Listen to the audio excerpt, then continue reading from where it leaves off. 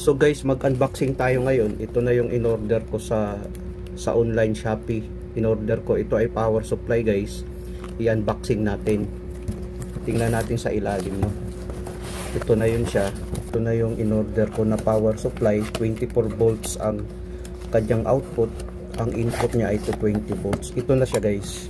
Kung makikita natin dito guys, no, mayroon siyang voltahe na sa input niya to 20 volts hanggang to 40 volts AC, no, volts AC, 1.65 ampere. Tapos ang output naman niya ay 24 volts. Pag ganitong sign guys, ito ay DC, no. Ang kanyang ampacity ay 6.5 ampere. Tapos ito naman guys, pwede mo rin supplyan ng 100 volts to 120 volts AC, no. Ang ampacity niya ay 2.6 ampere. 50 to 60 Hz din siya, no. Tapos ang kanyang output 24 volts pa rin DC, 5.2 ampere ang kanyang ampacity. So ito guys, abangan nyo guys, atin tong gagamitin sa susunod na mga vlog ko, itong power supply na ito. Ito ay power supply guys. Dito mailagay ang power supply line at saka neutral sa ating 220 volts. Dito naman ang sa output natin, no.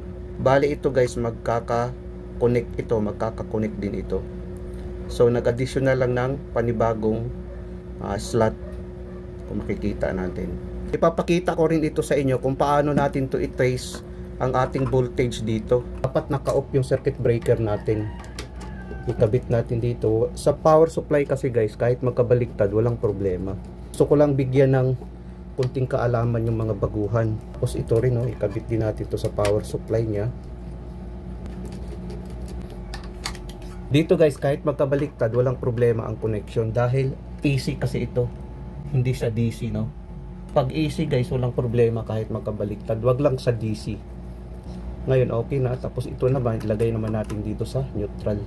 Kahit magkabaliktad guys, ang neutral napunta sa line, ang line napunta sa neutral, walang problema yan. Ngayon i-on natin tong circuit breaker natin. I-on natin ang circuit breaker natin, no. On natin para magkakaroon ng power supply.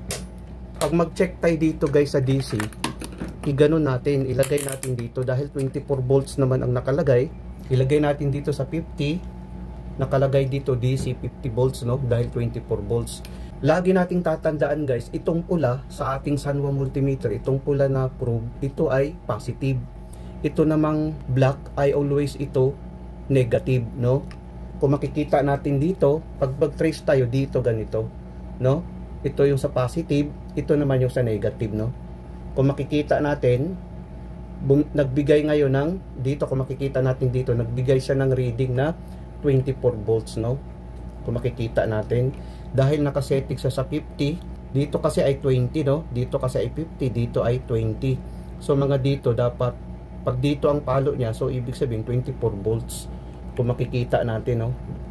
So 24 volts ang kanyang palo. Kung ilagay naman natin dito, 24 volts pa rin. Kasi ito kasi always to guys, always itong red ay positive. Ito namang black ay, itong black naman ay negative. Ganun ang pag-check ng ating DC voltage guys. Yan kung makikita natin. Para makita ng mga baguhan yan, oh.